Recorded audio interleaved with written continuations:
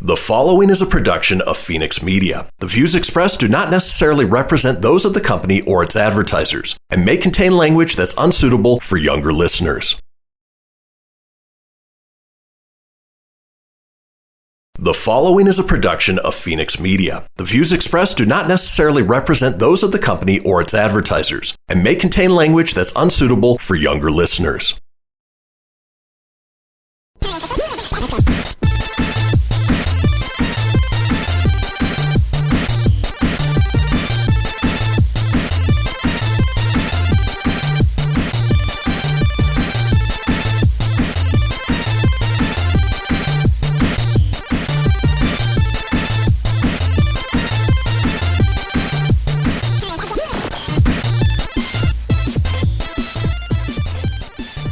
Hello, everybody, and welcome to the Proton Pack Podcast. I'm Kristian, and with me always is the crane to my shredder, Tony. Say hey, Tone. What'd he say? He said he's smart.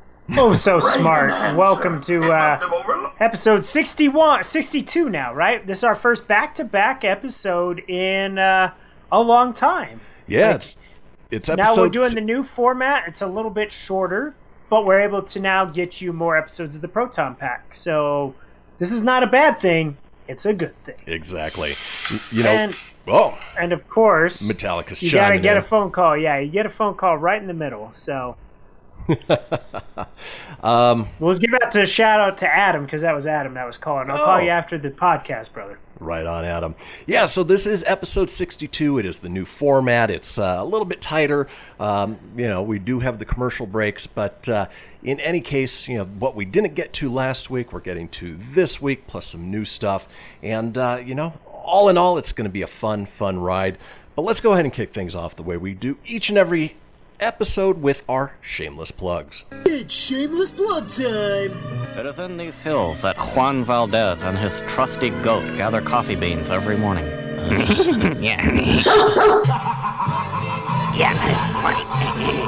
Money is cool. Money is cool. Speaking of which, we have Rough Riders, my dog rescue nonprofit, 501c3 dedicated to the transport of dogs from the rural shelters where they may not have a chance at life. They may be euthanized. What we do is we pull them, we bring them in here to the metro Reno area, work with local rescues and dog rescue nonprofits to find them homes, give them second chance at life. And of course, we always appreciate donations to keep those transports running. You can get more information at roughriders.org or over at facebook.com/roughriderssaves. Now, Tony, you do a little pop culture show every week with our friend Jimmy Jones. Go ahead and tell us briefly about it. Yeah, absolutely. So if you go to, I do a show with Jimmy Jones. It's called Pop Culture Kaboom. Everything you want, everything you need in pop culture entertainment, Jimmy's got you dialed in. I do a segment with him. We do the movies where we talk about hideous and horrible trailers. And just to give you an example, we watched a trailer on a movie called Slacks. It's about a pair of killer pants. Right. Absolutely stupid. But we also talk about the big heavy hitter movies when they're out. You can listen to Sunday evenings from 6 p.m., 9 p.m. Pacific Standard Time. So just adjust according to your time zones. Of course, you can tune along on knvc.org. Or you can listen if you're in the greater northern Nevada area on 95.1 FM. That's KNVC, Carson City Community Radio. Pop Culture Kaboom, everything you want, everything you need, knvc.org. Sunday evenings, 6 p.m. to 8 p.m. And you never know what silliness is going to happen, because last night I badmouthed a movie, and turns out that the director, the second time it's happened to me, the director that he was going to interview, or did interview, happened to be the guest last night. Ruh-roh. I hope the director wasn't listening, because I was really honest about his movie, and it wasn't Slacks, it was some other movie. But yeah, here nor there. My shameless plug, I do that on Sunday nights, so check it out. One of the many things I've got going on in this busy life of mine. Well, and the other thing you've got going on is every weekday morning from 8 a.m. to 10 a.m. Pacific Standard Time, we do the Kristian Fenix Radio Show, which is your daily dose of laughs and levity in a crazy, crazy world. It's a 2-hour variety show, comedy, pop culture, current events, you name it, we're covering it, and we never take ourselves too seriously.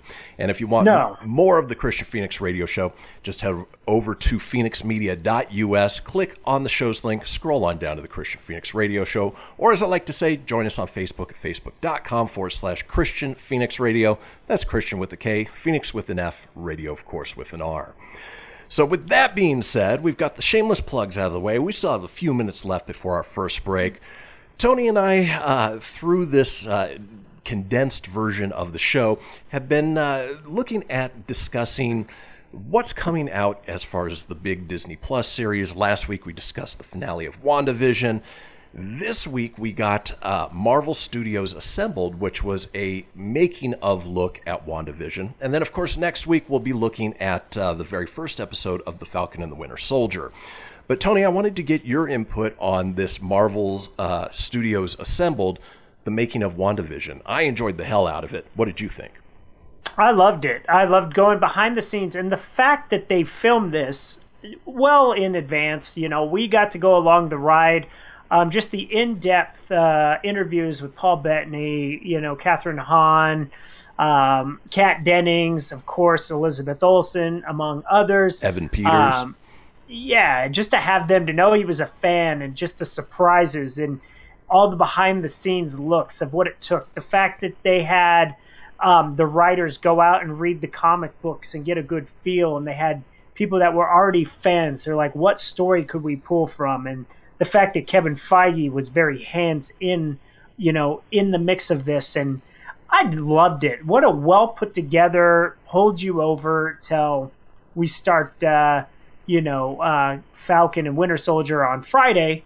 I even watched the Legends, which the Legends I know are just recaps, but I really like the Falcon and Winter Soldier ones, because not only did you get Falcon and Winter Soldier, but you got the villain. You got Baron Zemo. You got Zemo. You got Peggy Carter's niece in there. So it was great. It was nice to get the backgrounds on all that stuff. Yeah, no, I'm super excited. I love anything that's a making of. With the WandaVision, obviously we're going to get the same thing at the end of the Falcon and Winter Soldier, but it was just so fun to see how they did the development, the stories, and in this case, the difference between the live studio sitcom type audience as opposed to shooting what's essentially a Marvel cinematic movie. And it was weird seeing Vision with ears. Yeah. With the blue makeup. It was a little weird. A lot of CG, but I think it played out pretty well. Well, with that being said, folks, we are headed into our first break. When we come back, we've got TV news for you, so don't go anywhere.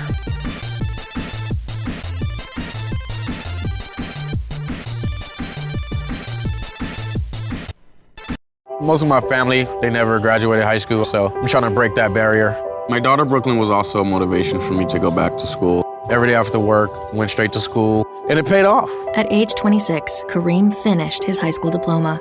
I could not have done it alone. I see the future is really bright for me. No one gets a diploma alone. If you're thinking of finishing your high school diploma, you have help. Find free adult education classes near you at finishyourdiploma.org. Brought to you by the Dollar General Literacy Foundation and the Ad Council. So I'm a cat, and I just moved in with this new human, and she's got this little toy she's always playing with, all day long. Tap, tap, tap, tap, bloop, bloop. She can't put it down.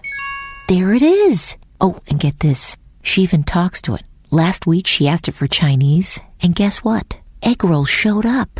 Like magic. Humans have cool toys. A person is the best thing to happen to a shelter pet. Be that person. Adopt. Brought to you by the Ad Council and the ShelterPetProject.org.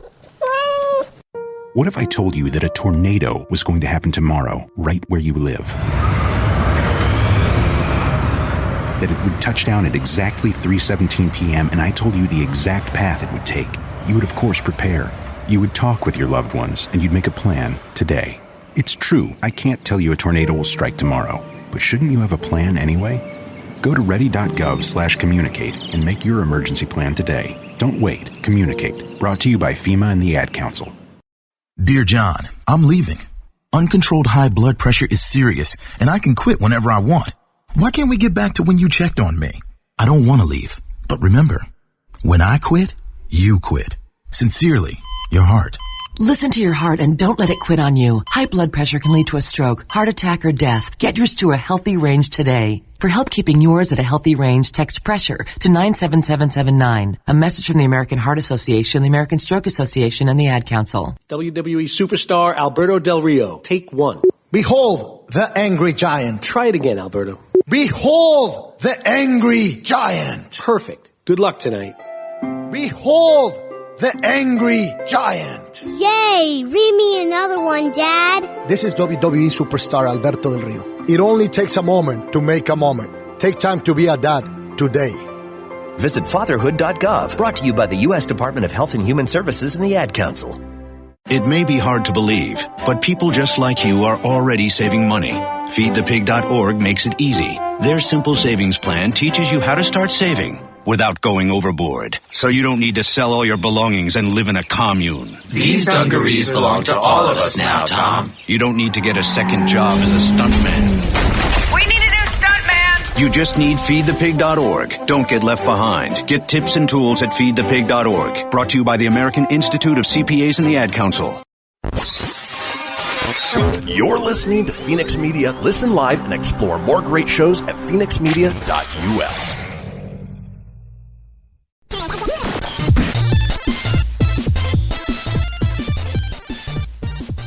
Welcome back, folks, to the Proton Pack Podcast. I'm Kristian, here with my co-host, Tony.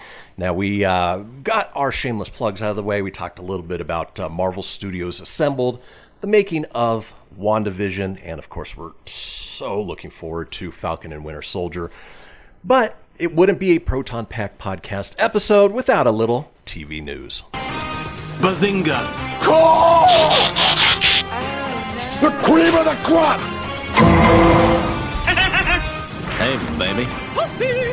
Let's go, Bub. Excellent. Hail to the king, baby. Cowabunga. Now, Cowabunga, dude! We don't talk much about reality shows, but this one in particular just looks amazing. Obviously, we're huge fans of the movie franchise, but in this case, it is a TV show where Back to the Future star Christopher Lloyd is going hunting for Deloreans in the new series Expedition Back to the Future. Great Scott! The series will see 1.21 gigawatts! The series will see Lloyd team up with Expedition Unknown host Josh Gates for a mission to track down existing versions of the DeLorean DMC-12, the unique 1980s car model that served as the iconic time machine for the Back to the Future trilogy. Expedition Back to the Future will stream as a 4-part series on Discovery Plus starting March 15th. You can watch the first promo, which we will post on our Facebook page as well. Here's the details of Expedition Back to the Future that EW revealed in its exclusive feature. It says, as you may know, the main DeLorean rests at the Peterson Automotive Museum in Los Angeles. But as it turns out, the franchise used 6 other versions.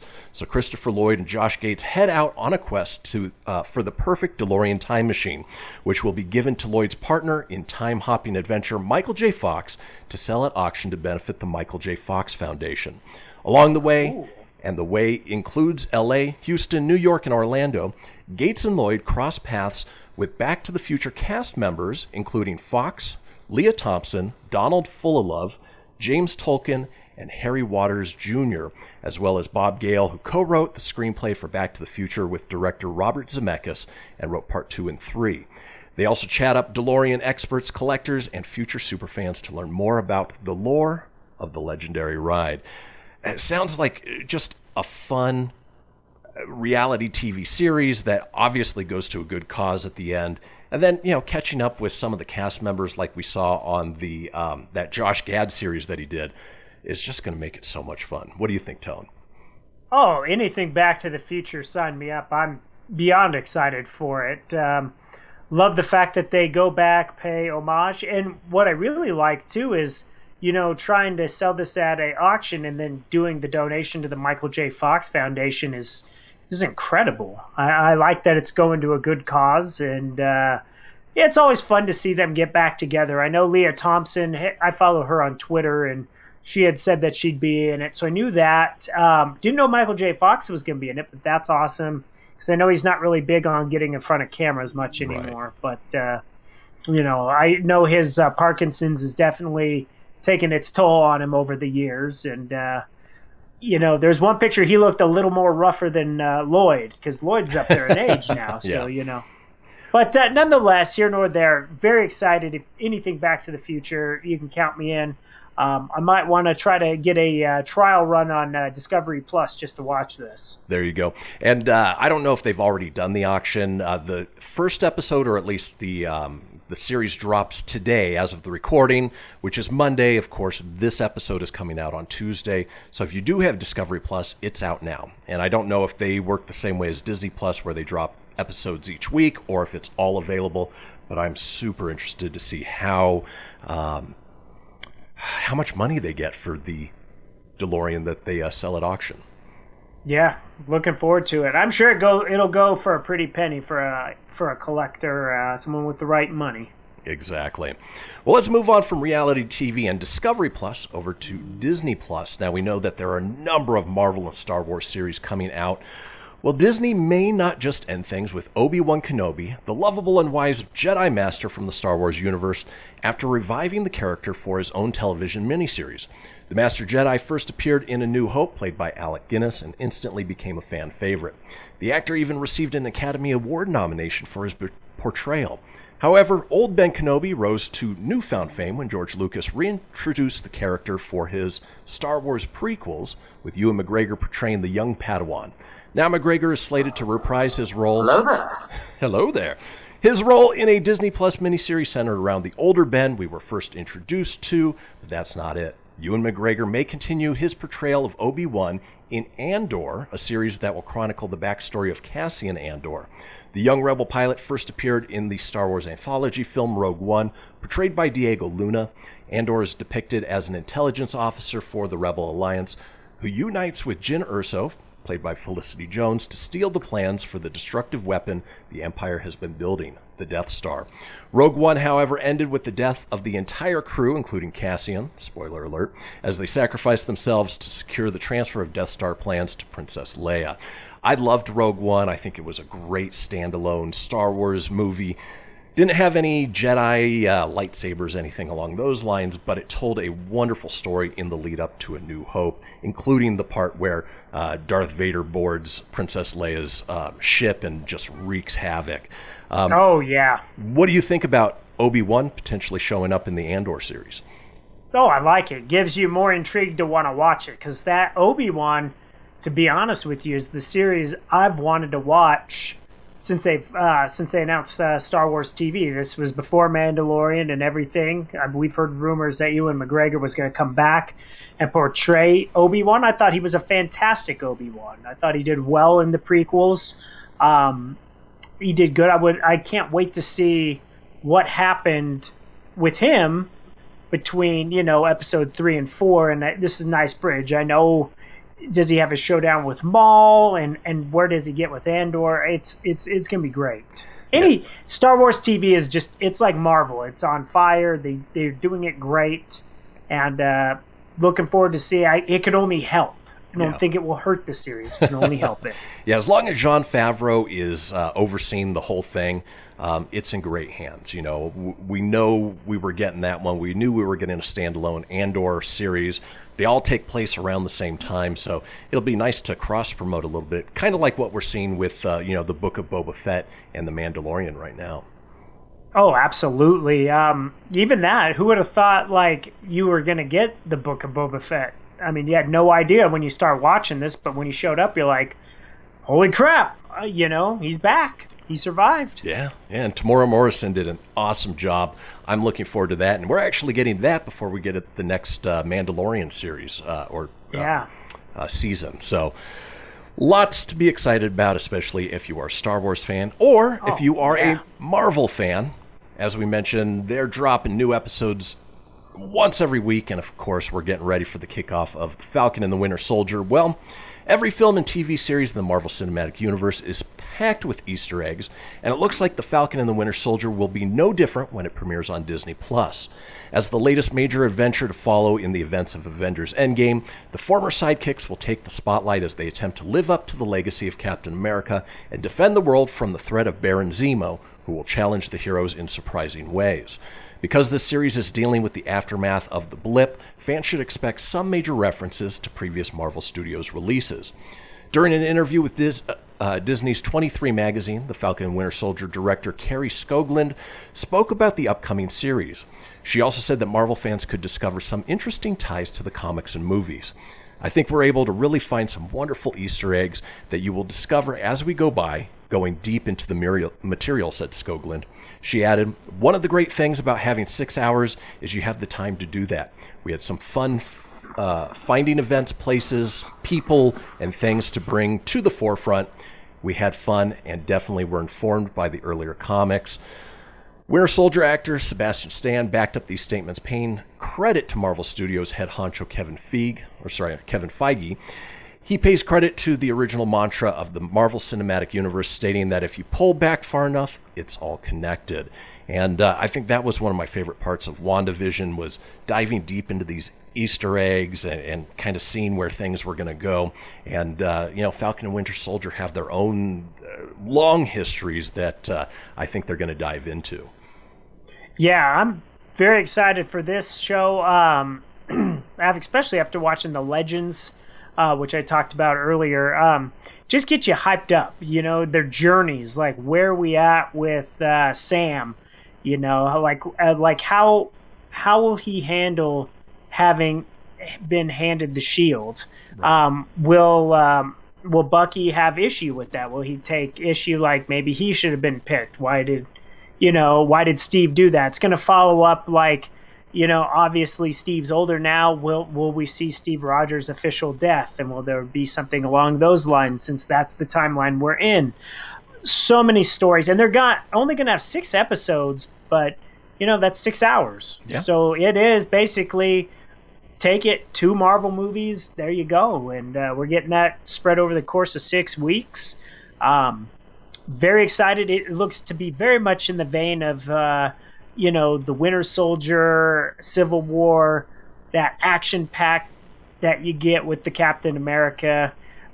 Just minus, Steve Rogers. He's the only thing going to be missing from this, although I feel he'll be heavily peppered into it. Like, he might not physically be there, but his presence will strongly be there throughout the series, my thought. Well, and there's talks and there's surprises. We don't know what's going to happen. Exactly. There were talks of him potentially coming back as Steve Rogers in some way or form. Will we see the Hydra version of Steve Rogers? Who knows? I'm just excited we're getting Baron Zemo in the full purple mask, and then U.S. agent who was supposed to take up the mantle of Captain America through the government.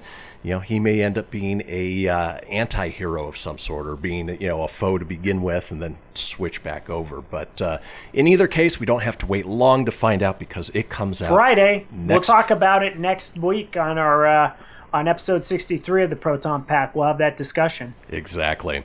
Well, folks, that does it for TV news. When we come back, we're going to be looking at the box office report, plus we're going to look at movie news as well. So don't go anywhere. We'll be right back.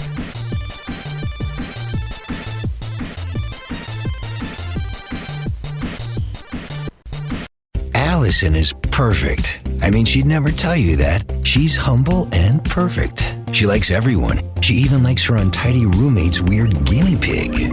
Allison, wait, are you texting and driving? Allison, no. That's the exact opposite of what I was just saying about you. Why, Allison? Why? Texting and driving makes good people look bad. Visit StopTextStopWrecks.org, brought to you by the National Highway Traffic Safety Administration and the Ad Council. I'm Paul George of the Indiana Pacers. When I was 6, my days were spent playing basketball.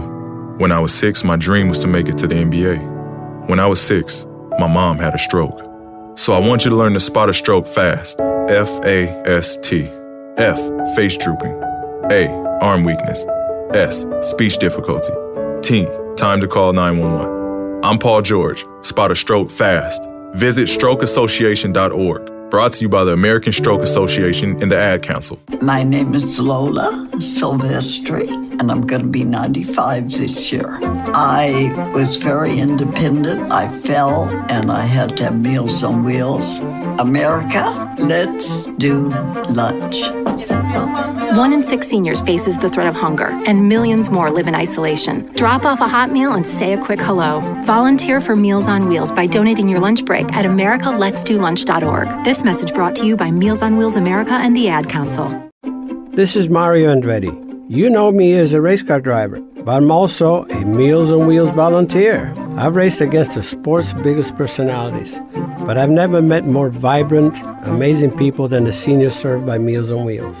You can make a difference by dropping off a hot meal and saying a quick hello. So, America, let's do lunch. Volunteer your lunch break at americaletsdolunch.org. This message brought to you by Meals on Wheels America and the Ad Council.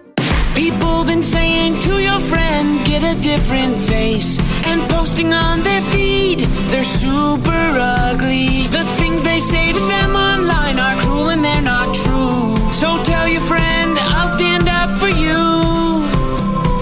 Don't worry, I know what to do. Know someone being bullied online? You can be a witness and make a difference by letting the world know it isn't cool, and by letting your friend know you care. Learn more at eyewitnessbullying.org. Brought to you by the Ad Council. Hope you enjoyed your meal. And I just want to say, he's lucky to have a brother like you. Lucky? Caring for my brother is far from easy. But he's a part of me, like my arms and legs, so I'll be his. No time for tired. Nothing can disable this love. He needs me, but I'm the lucky one, even though I need help now and then. If you're caring for a loved one, visit aarp.org/caregiving for care guides and community. Support for your strength. Brought to you by AARP and the Ad Council. You're listening to Fenix Media. Listen live and explore more great shows at phoenixmedia.us.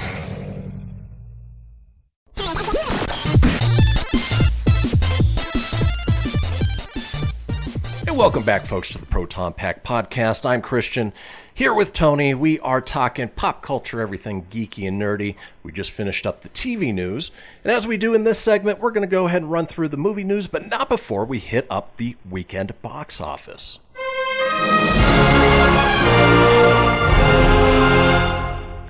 Well, it's no surprise on its second weekend, Disney's animated adventure Raya and the Last Dragon was still flying high enough to take the top spot in the box office with an estimated $5.5 million. That brings its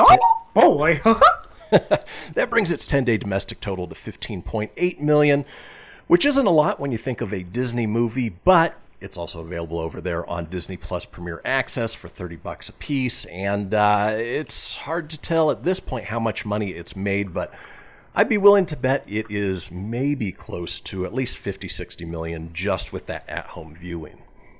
Yeah. Well, and to me, it looks good. I would give that one a thumbs up. I definitely want to see it. I do too. Maybe not on Premier Access. I'd actually rather go to the theaters to see that one.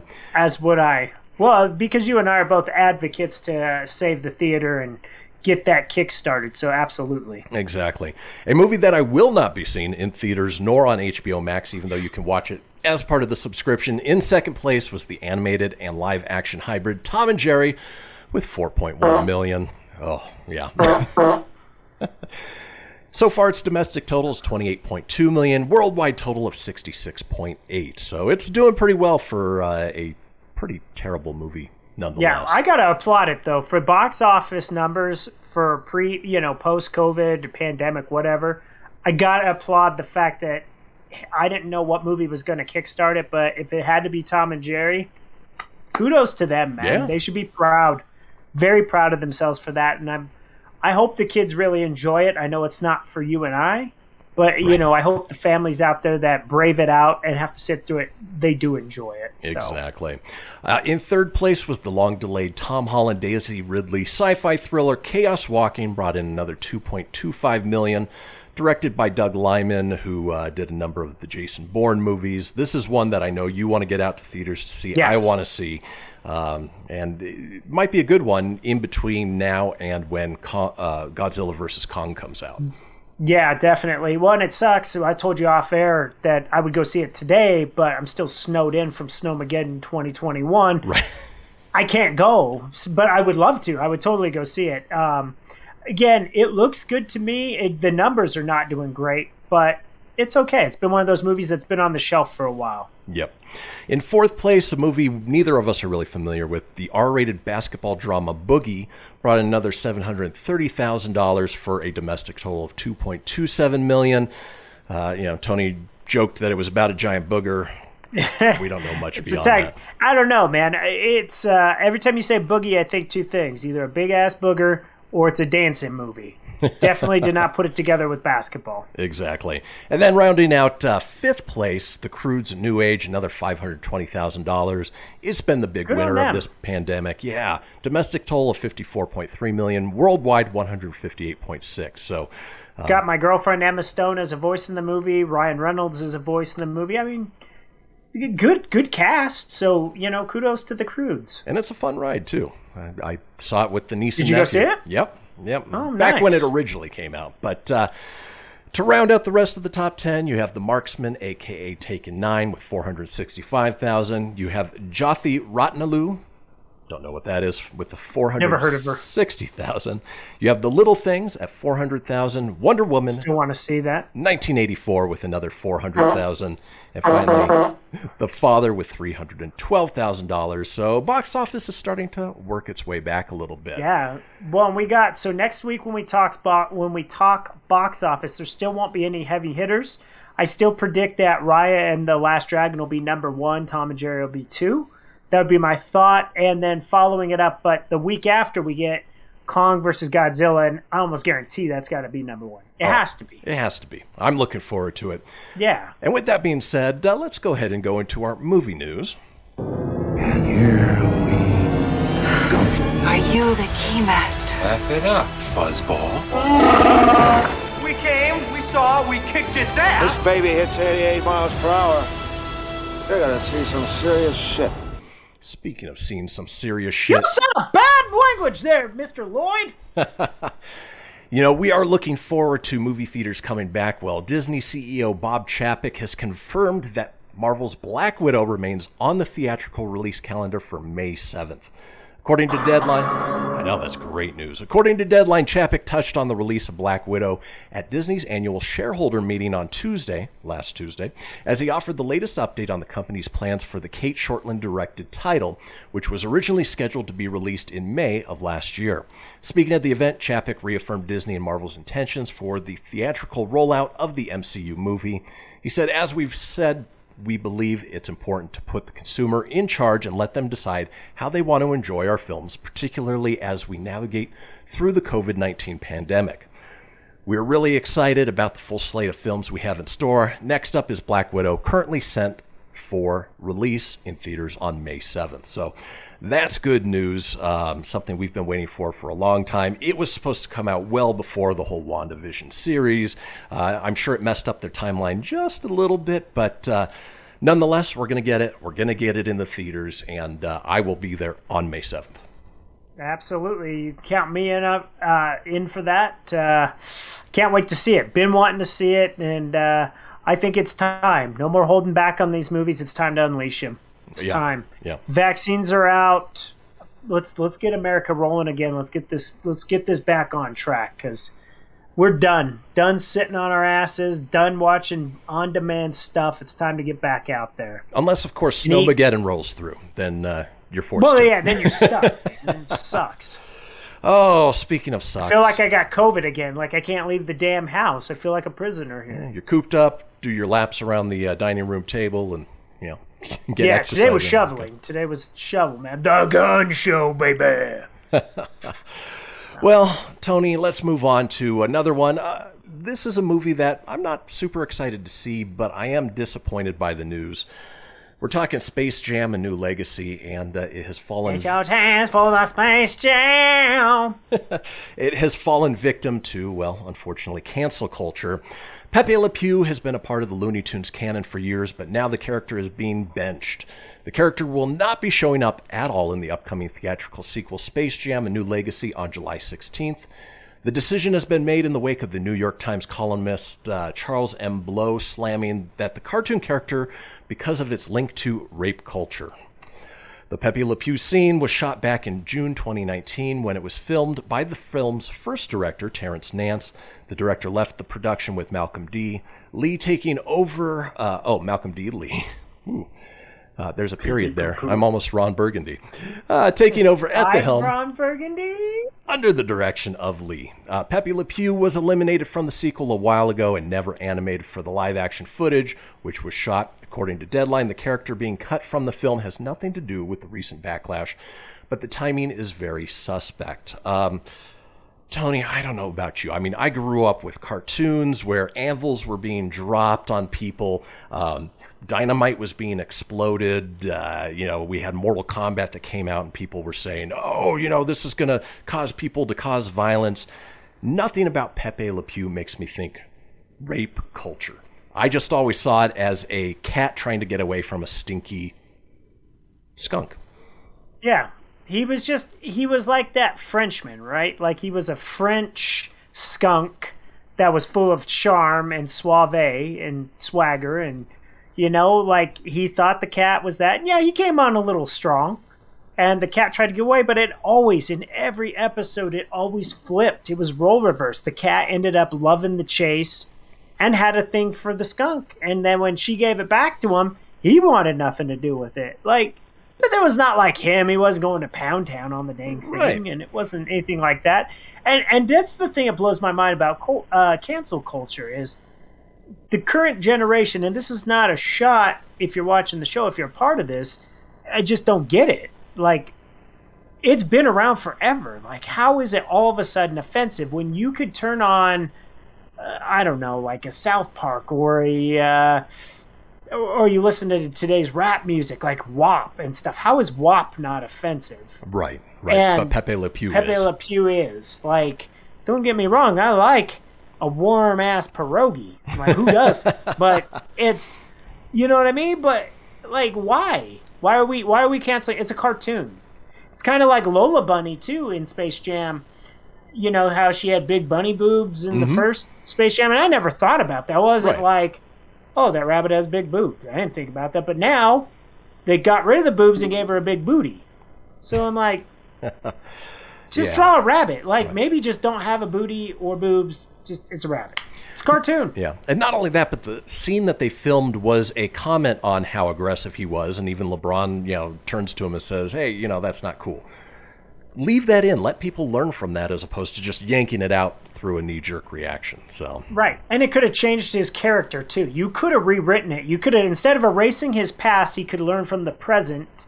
And the girl, I guess, there's an image on her, I don't know the actress, but there's a picture of her on her Instagram. She was choking Pepe Le Pew in the scene. And that puts him in his place, Maybe he then learns from that, and then you don't eliminate him. He's a huge part. He is a Looney Tune. Yeah. But, that's unfortunately not the way it goes these days. So, with that being said, let's roll into our last quick story here on the movie news on the Proton Pack podcast. Well, one of the biggest mainstream movie surprises in recent years was how surprisingly good Jumanji: Welcome to the Jungle was. Expectations. What is Jumanji? Expectations were down to the floor, but many people left that screening with a huge smile on their face and were completely satisfied by the solid cast chemistry between Dwayne Johnson, Kevin Hart, Jack Black, and Karen Gillan. When Jumanji: The Next Level was released, they thought they couldn't get lucky again, but that follow-up completely satisfied as well. It's a franchise didn't ask for, but maybe one we didn't need. Now, both films were highly successful at the box office, as Tony so aptly ka-chinged. But according to producer Hiram Garcia, he has now confirmed that the next film is in early development stage, and it seems that he's very excited about it. Of course, we're going to get another ride with that cast, which I don't know about you, Tone. I enjoyed the hell out of. It's a little early to know anything beyond that, but real quick sort of speculation, what do you foresee? Absolutely. Make it a trilogy, end it as a trilogy, game over. And Great cast. Great chemistry, entertaining as hell. Give me one more and then call good. Exactly. And I think this one needs to go back to the original Jumanji, where all of the elements come out into the real world as opposed to them being sucked in, and see how they can wreak havoc on the town, well, again. But folks, that does it for the movie news. When we come back, yes, we're headed into the final segment, and we're talking video games. So don't go anywhere. We'll be right back.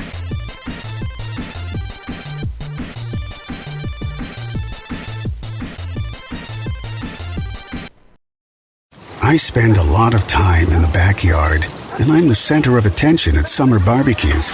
In '96, I made some of the tastiest s'mores. And in '09, it was me, your backyard fire pit, that accidentally started a wildfire when a summer breeze carried one of my embers into some dry brush. Spark a change, not a wildfire. Visit SmokeyBear.com, brought to you by the U.S. Forest Service, your state forester, and the Ad Council. Only you can prevent wildfires. My name is Lola Silvestri, and I'm going to be 95 this year. I was very independent. I fell, and I had to have Meals on Wheels. America, let's do lunch. 1 in 6 seniors faces the threat of hunger, and millions more live in isolation. Drop off a hot meal and say a quick hello. Volunteer for Meals on Wheels by donating your lunch break at americaletsdolunch.org. This message brought to you by Meals on Wheels America and the Ad Council. Hey everyone, let's all stop what we're doing and take a moment. You see, every moment can be kind of special. But they can be loud moments, goofy moments, dorky moments, it doesn't matter. Because every time dads like us take a moment like that to spend with our kids, well, it's pretty momentous. So let's take a moment to make a moment. Call 877-4DAD-411 or visit fatherhood.gov. Brought to you by the U.S. Department of Health and Human Services and the Ad Council. Most of my family, they never graduated high school, so I'm trying to break that barrier. My daughter Brooklyn was also a motivation for me to go back to school. Every day after work, went straight to school, and it paid off. At age 26, Kareem finished his high school diploma. I could not have done it alone. I see the future is really bright for me. No one gets a diploma alone. If you're thinking of finishing your high school diploma, you have help. Find free adult education classes near you at finishyourdiploma.org. Brought to you by the Dollar General Literacy Foundation and the Ad Council. So I'm a cat, and I just moved in with this new human, and she's got this little toy she's always playing with, all day long. Tap, tap, tap, tap, bloop, bloop. She can't put it down. There it is. Oh, and get this. She even talks to it. Last week, she asked it for Chinese, and guess what? Egg rolls showed up. Like magic. Humans have cool toys. A person is the best thing to happen to a shelter pet. Be that person. Adopt. Brought to you by the Ad Council and the ShelterPetProject.org. What if I told you that a tornado was going to happen tomorrow, right where you live? That it would touch down at exactly 3:17 p.m., and I told you the exact path it would take. You would, of course, prepare. You would talk with your loved ones, and you'd make a plan today. It's true, I can't tell you a tornado will strike tomorrow, but shouldn't you have a plan anyway? Go to ready.gov/communicate and make your emergency plan today. Don't wait. Communicate. Brought to you by FEMA and the Ad Council. You're listening to Fenix Media. Listen live and explore more great shows at phoenixmedia.us.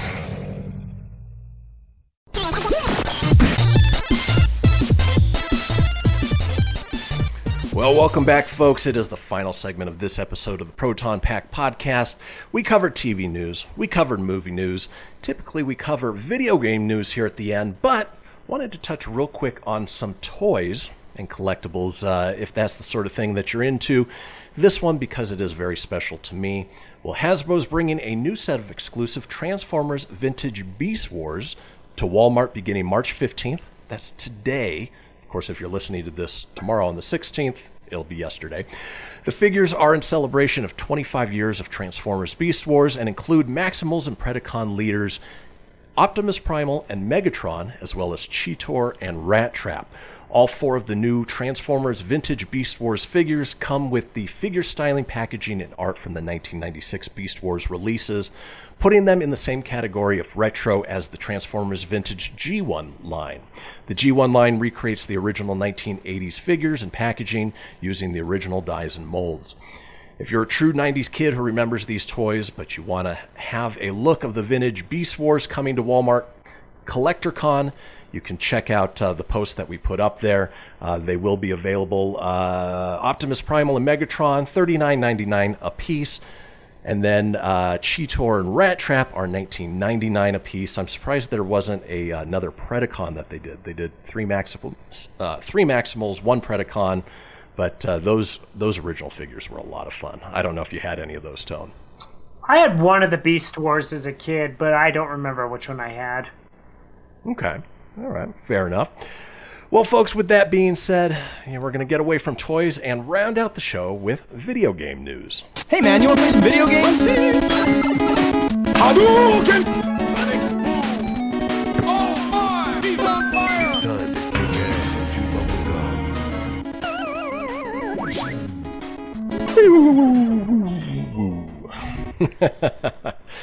Oh, I love that intro. Well, speaking of other things, I do too. It's a fun one. There are a lot of good video game sound bites in that one. Absolutely.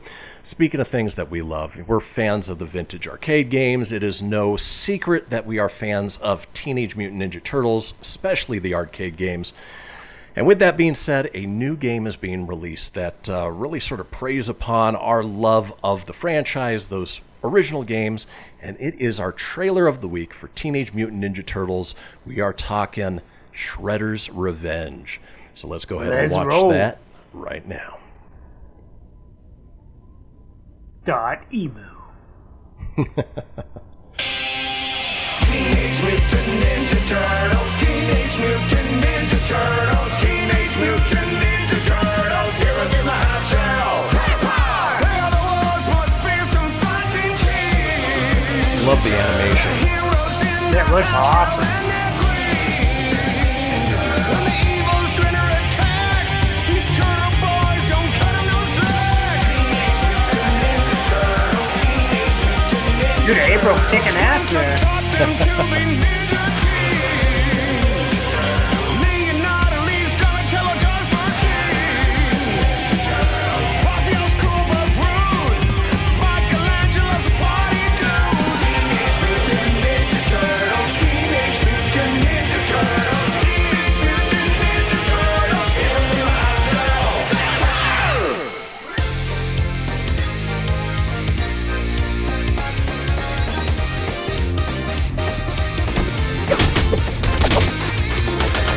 Get a little gameplay footage, which is such a callback to like Turtles in Time. Oh yeah, oh there you go. Oh man, I'm so excited for that. Fantastic. Looks so good, so good. Again, the characters look a little bit different. The intro was definitely a callback to the 80s and 90s cartoon that we grew up with.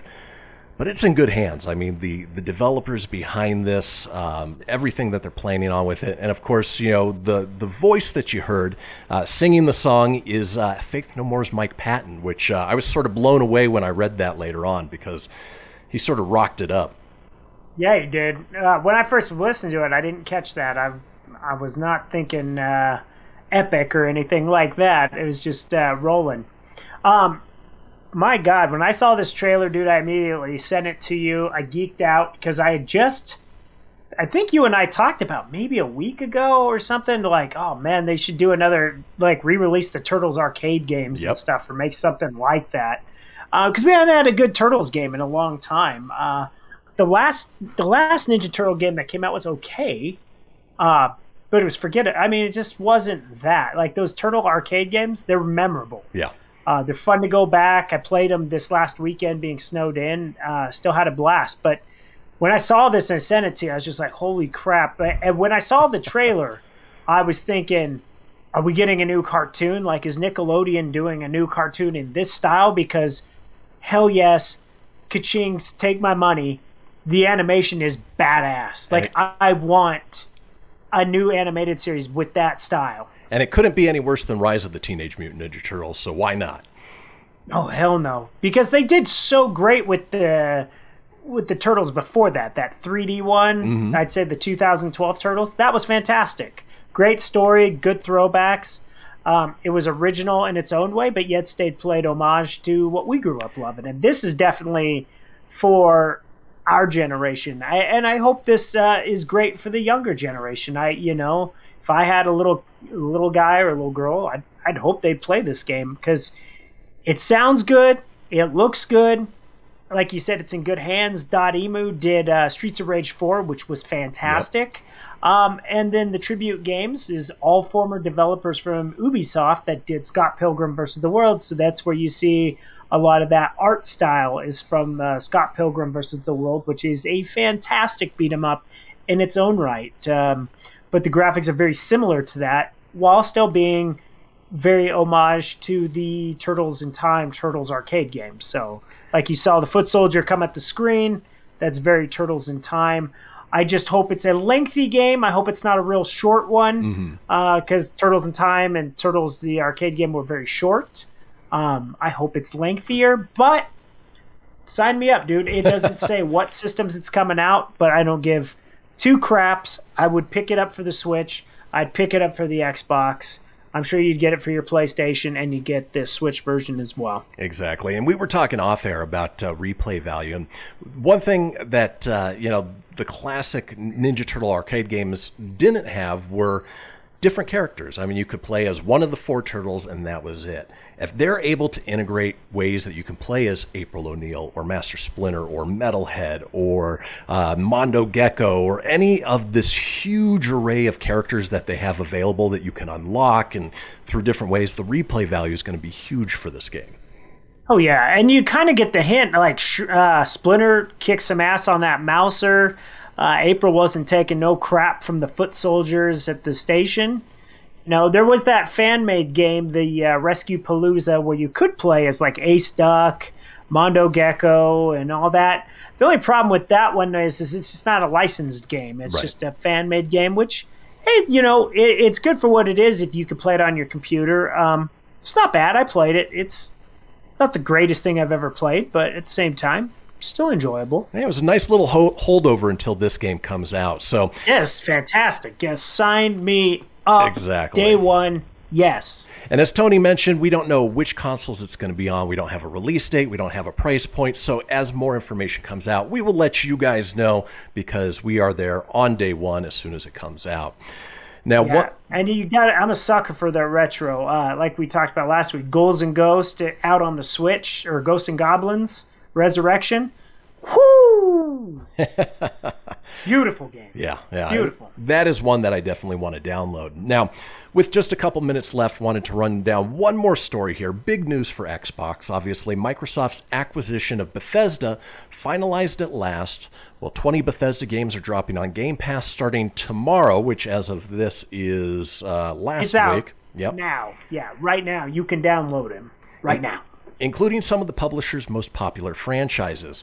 That includes Dishonored, Dishonored 2, Doom, Doom 2, Doom 64, Doom 3, Doom Eternal, Fallout New Vegas, Fallout 4, Fallout 76, Prey, Rage 2, all of the Elder Scrolls, The Evil Within, the Wolfenstein games. Basically, if you were a fan of early first-person shooters or giant RPG games, they got you covered. This is huge. This is big. I personally am not a fan. Like, I never really played Fallout or the Elder Scrolls. I know a lot of my friends are into those ones. I haven't played Doom since we were teenagers. Right. I know Doom 3 looked really cool. Doom Eternal looks amazing. So my thing is if you already have the Xbox Live Game Pass, which I do, these are no-brainers. Exactly. They're free. I mean, you're already paying for it. Just download it, try it. You don't like it, move on. Yep. But folks, I'm looking forward to trying the Doom game. So. Yep. That does it for another episode of the Proton Pack podcast. Fast. God, it goes so fast. Episodes now, right? But I've been enjoying it. With that being said, check us out on Facebook at facebook.com/Proton Pack Podcast, or you can get anything you need over at phoenixmedia.us. Just find Proton Pack there and chime in there. With that being said, let's go ahead and take us to our outro. I am. Hasta la vista, baby. That's it, man. Game over, man. It's game over. Woo! Yowie wowie. Mommy, where's Fluffy? Goodbye.